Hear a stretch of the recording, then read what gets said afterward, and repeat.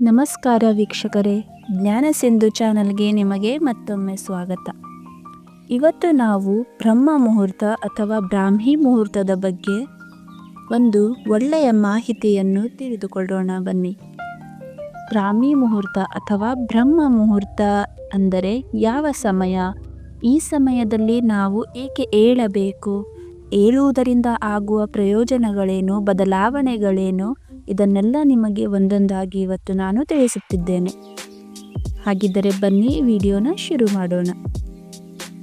ಹಿಂದೂ ಧರ್ಮದಲ್ಲಿ ಬ್ರಹ್ಮ ಮುಹೂರ್ತ ಅಥವಾ ಬ್ರಾಹ್ಮಿ ಮುಹೂರ್ತವನ್ನು ಅತ್ಯಂತ ಶುಭ ಸಮಯವೆಂದು ಪರಿಗಣಿಸಲಾಗುತ್ತದೆ. ಈ ಸಮಯದಲ್ಲಿ ಧ್ಯಾನ, ಯೋಗ, ಜಪ, ಪೂಜೆ ಮುಂತಾದ ಸತ್ಕರ್ಮಗಳನ್ನು ಮಾಡುವುದು ಹೆಚ್ಚು ಫಲದಾಯಕ. ಬ್ರಹ್ಮ ಅಥವಾ ಬ್ರಾಹ್ಮಿ ಮುಹೂರ್ತದ ಮಹತ್ವವೇನು? ಬ್ರಹ್ಮ ಮುಹೂರ್ತದಲ್ಲಿ ಏಳುವುದರ ಮತ್ತು ಪೂಜೆ ಮಾಡುವುದರ ಪ್ರಯೋಜನವೇನು? ಯಾವ ಸಮಯವನ್ನು ಬ್ರಾಹ್ಮಿ ಮುಹೂರ್ತವೆಂದು ಕರೆಯಲಾಗುತ್ತದೆ? ಇದನ್ನೆಲ್ಲ ತಿಳಿಸುತ್ತೇನೆ ಬನ್ನಿ.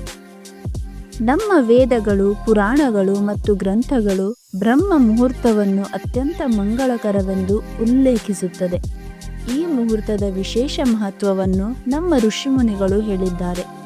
ಈ ಸಮಯದಲ್ಲಿ ನಿದ್ರೆ ಮಾಡುವುದನ್ನು ಧರ್ಮಗ್ರಂಥಗಳಲ್ಲಿ ನಿಷೇಧಿಸಲಾಗಿದೆ. ನಿದ್ರೆಯನ್ನು ತ್ಯಜಿಸಲು ಈ ಸಮಯ ಉತ್ತಮವಾಗಿದೆ. ಬ್ರಹ್ಮ ಮುಹೂರ್ತದಲ್ಲಿ ಏಳುವುದರಿಂದ ಸೌಂದರ್ಯ, ಶಕ್ತಿ, ಜ್ಞಾನ, ಬುದ್ಧಿವಂತಿಕೆ ಮತ್ತು ಆರೋಗ್ಯವೂ ಕೂಡ ಬರುತ್ತದೆ. ಬ್ರಹ್ಮ ಮುಹೂರ್ತದಲ್ಲಿ ದಿನಚರಿ ಆರಂಭಿಸುವುದರಿಂದ ಇಡೀ ದಿನ ಚೆನ್ನಾಗಿಯೇ ಸಾಗುತ್ತದೆ. ಈ ಸಮಯದಲ್ಲಿ ಪರಿಸರದಲ್ಲಿ ಸಕಾರಾತ್ಮಕ ಶಕ್ತಿ ಇರುತ್ತದೆ ಮತ್ತು ಈ ಸಮಯದಲ್ಲಿ ಮಾಡಿದ ಯಾವುದೇ ಕೆಲಸವು ಯಶಸ್ವಿಯಾಗುತ್ತದೆ. ಬ್ರಹ್ಮ ಮುಹೂರ್ತವನ್ನು ಏಕೆ ವಿಶೇಷವೆಂದು ಪರಿಗಣಿಸಲಾಗುತ್ತದೆ ಮತ್ತು ಅದರ ಸರಿಯಾದ ಸಮಯ ಯಾವುದು ಎಂಬುದನ್ನು ನಾವಿಲ್ಲಿ ತಿಳಿಯೋಣ ಬನ್ನಿ. ಬ್ರಹ್ಮ ಮುಹೂರ್ತದ ಅರ್ಥವೇನು?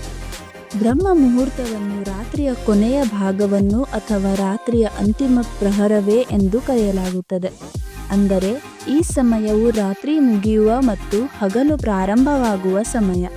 ಬ್ರಹ್ಮ ಎಂದರೆ ಪರಮಾತ್ಮ ಮತ್ತು ಮುಹೂರ್ತ ಎಂದರೆ ಸಮಯ, ಅಂದರೆ ದೇವರ ಸಮಯ. ಬ್ರಹ್ಮ ಮುಹೂರ್ತದ ಮಹತ್ವ.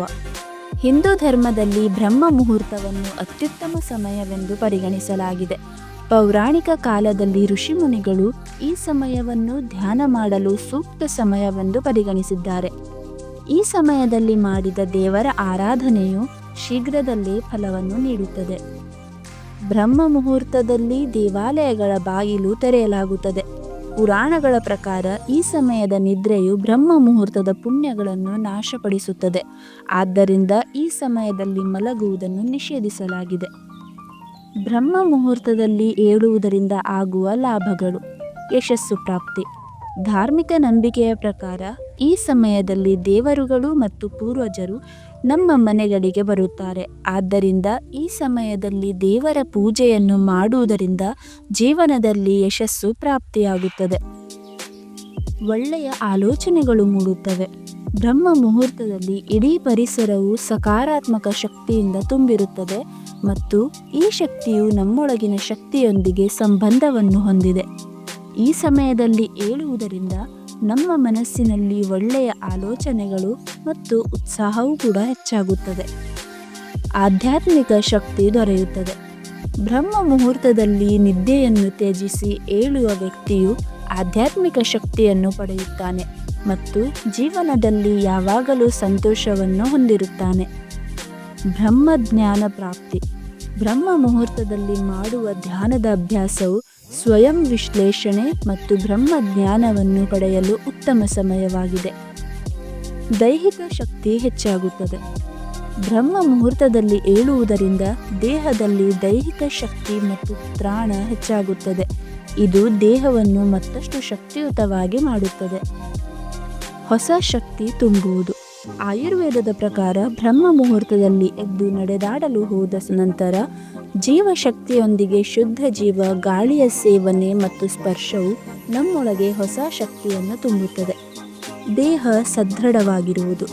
ಬ್ರಹ್ಮ ಮುಹೂರ್ತದಲ್ಲಿ ಏಳುವ ವ್ಯಕ್ತಿಗೆ ಉತ್ತಮ ಆರೋಗ್ಯ, ಶಕ್ತಿ, ಬುದ್ಧಿವಂತಿಕೆ ಮತ್ತು ಜ್ಞಾನ ದೊರೆಯುತ್ತದೆ.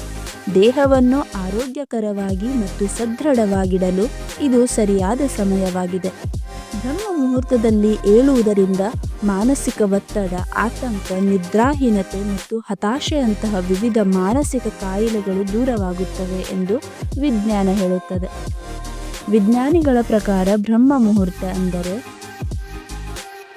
ಮುಹೂರ್ತದ ಸಮಯದಲ್ಲಿ ವಾತಾವರಣವು ಮಾಲಿನ್ಯದಿಂದ ಮುಕ್ತವಾಗಿರುತ್ತದೆ. ಶುದ್ಧ ಪರಿಸರದಲ್ಲಿ ಆಮ್ಲಜನಕದ ಅನಿಲನ ಶೇಕಡಾವಾರು ಪ್ರಮಾಣವು ಹೆಚ್ಚಾಗಿರುತ್ತದೆ. ಭಗವಂತನ ಆರಾಧನೆಗೆ ಸೂಕ್ತ ಸಮಯವಾಗಿದೆ.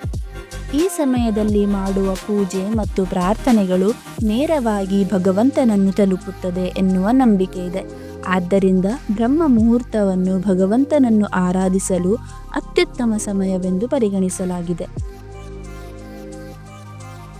ನೋಡಿದ್ರಲ್ಲ, ಬ್ರಹ್ಮ ಮುಹೂರ್ತದ ಹಿಂದೆ ಇಷ್ಟೆಲ್ಲ ಅದ್ಭುತವಾದ ವಿಚಾರಗಳು ಇದೆ. ಈ ವಿಡಿಯೋ ನಿಮಗೆ ಇಷ್ಟವಾದರೆ ದಯವಿಟ್ಟು ಲೈಕ್ ಮಾಡಿ, ಶೇರ್ ಮಾಡಿ, ಹಾಗೆ ಜ್ಞಾನ ಸಿಂಧು ಚಾನಲ್ನನ್ನು ಸಬ್ಸ್ಕ್ರೈಬ್ ಮಾಡುವುದನ್ನು ಮರೆಯಬೇಡಿ. ಧನ್ಯವಾದಗಳು.